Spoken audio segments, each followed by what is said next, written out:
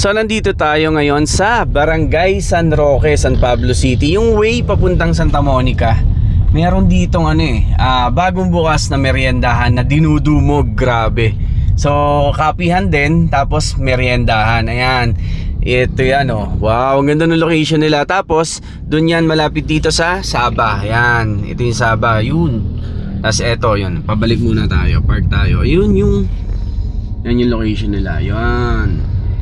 So yan guys, what's up mga katikman? Meron akong pinuntahan ngayon na meriendahan. Pero anong oras kayo nagsisimula? 10 AM po. 10 AM pala, kapihan yan. So kasama natin ngayon si Besay. Ayan, ang aking pinsan Besay na merong kapihan dito.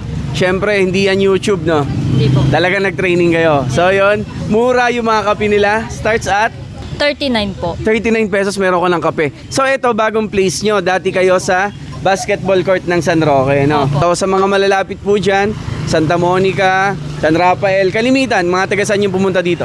Iba-iba po eh. Talagang Iba-iba? pag po napadaan, titigil po dito. Tapos yun. Talaga, Opo. nakikita to. Yun, so ito yung food court nila dito. Siyempre, available ang coffee. Yan. Tapos may mga soda din. Yes po. Okay, tapos punta tayo dito sa kainan. So ito yung mga kainan, mga merienda ni Maricar. Maricar, ano to? Ubus na oh. Ay, opo. Kasi Ubus na.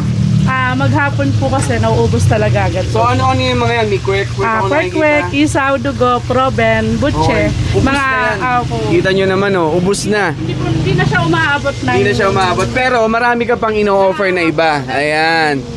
So ito yan. Noodles, takoyaki. Fried noodles, Opo. takoyaki. Tapos, yung mga cheesy fry, siomai. Lahat yan gawa mo. Opo. Kasi guys, dati natikman ko na rin yung mga luto niya. Talagang masarap yon. So, sige, order kami ng takoyaki, nachos, fries. Yan, so titikman natin yon. Siyempre, yung kape ni Besay, no? So, tara. So, yan guys, mga katikman. Ito po yung mga food na pwede nyong matikman dito sa food court nila, no? Dito po sa Saba, San Roque, San Pablo City. Guys, for your information lang po, itong Sinakarsikit Takoyaki, ang dami na po nilang napagdaanan ng mga deliveries dati. So mga nagpapadeliver po sa mga opisina, yung mga malapit dito sa San Roque. So nagpapadeliver sila like siomai, dynamite, yung mga cheese stick, ayan. So ngayon lalo pang dumami yung kanyang pagkain dito. At syempre kasama niya si Seventh Brew, yan. Sila lagi yung magkasama. So ito, quality yung mga kape. Tapos, ito yung mga pagkain. So, pakita ko rin sa inyo isa-isa ha. So, simulan natin sa 10 pisong halaga, makakabili ka ng Proven, o di ba? Wow. Malaki ha. Tapos fully coated, ang daming coat nung Proven nyo. Hindi katulad nung iba na nagigiwala yung coat, di ba? So, Proven. Wow. Ang sarap ng lasa. Magugustuhan mo itong Proven niya. Ang crispy, grabe.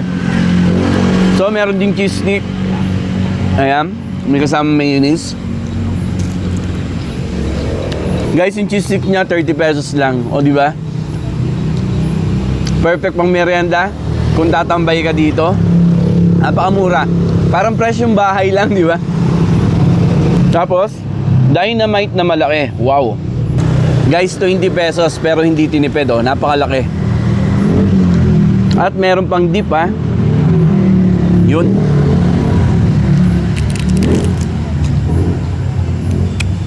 Ito favorite ko talaga sa kanya to dati, yung dynamite. Ang sarap ng laman, no? Wow. Siyempre, ito yung overload price nila. Grabe, nag-improve na rin yung kanya mga pagkain. Dati, plain na price lang or may cheese lang. Ito, meron ng mga ground pork at saka cheese, o di ba? Shredded cheese. Sarap naman tumambay dito. Tapos ito, na hindi mo malalaman kung ano kasi natakluban na, pero nachos po ito. Ayan. So maganda dito guys, tabing kalsada, madaling makita. Tapos maliwalas. Tapos napansin ko dito, nakita ko dumaan ako ng isang araw, kahit mainit yung panahon, since marami ditong puno, hindi masyadong mainit. So kahit umaga, pwede kang magkape, tumambay at mag-merienda, di ba? Ito yung nachos. Hindi tinipid. Hindi mo murahin din yung gamit na mayonnaise. Grabe. Ito na. Yung siomai na gusto ko rin sa kanya kasi natikman ko na rin to. So ito, chili oil, siomai.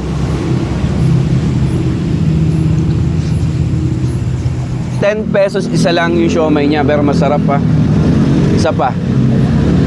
Parang pwede na rin pang ulam, di ba? Ang sarap ng chili oil. Manghang. O di ba napaisa pa tayo?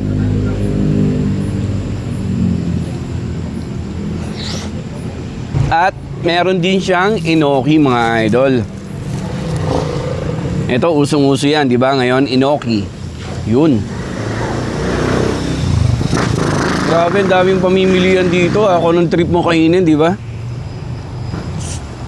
Ang fresh pa ng inoki. Ang lutong nung nakabalot niya na pork yon. Tapos yung lasa, okay. Nice. Ito na yung pinagmamalaki niyang takoyaki, mga idol. Iba't ibang flavor ng takoyaki. Ang dami naman flavor na ito. Wow. So dito tayo sa gusto ko sa may floss. Ayan. May pork floss. Malaki 8 pieces, 95. Ang mura. You know. Perfect bite. Guys, luto yung loob. Para mabibilo ko na ako. Malaki pala yung takoyaki niya. Grabe. Ito naman may cheese. Ang sarap yung sauce, ha.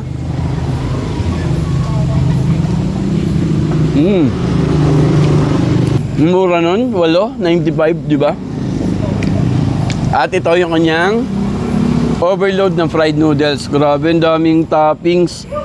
Yung Japanese siomai, gyoza, inoki, fried egg. Tapos may crab stick pa. So hindi ka talaga maubusan ng pamimilian ng merienda dito, di ba? May delivery pa ba kayo ngayon? Yun, pwede pa din daw magpa-deliver. Kasi alam ko, malakas sila talaga dahil sa deliver. Tapos dun sa may court ng San Roque, talagang laging sold out yung mga yan doon. Fried noodles.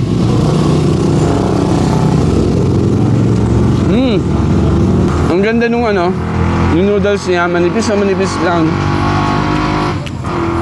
Ang sarap ng lasa din, ha. Nung sauce. Yung sauce na to, di ba? Pwede pa magpadagdag if ever. Pero hindi, sapat na, guys. Kung ano yung nilagay nila dito. Sarap pa. Wow. Man natin ng gyoza. Ang may kasamang gyoza. Magkano yung overload mo? Itong kompleto lahat. 129. Grabe. May alam akong ganito, mahal. Umabot na siguro to kasi may inoki ka pa. Siguro sa iba 200 na to. 180 to 200 na to, guys. Hap ng gyoza. So yun. Ang kagandahan dito, guys, dito sa location nila, mura, parang mga tabing bahay lang yung mga pagkain. Alam niyo yun, yung ginawa lang sa bahay.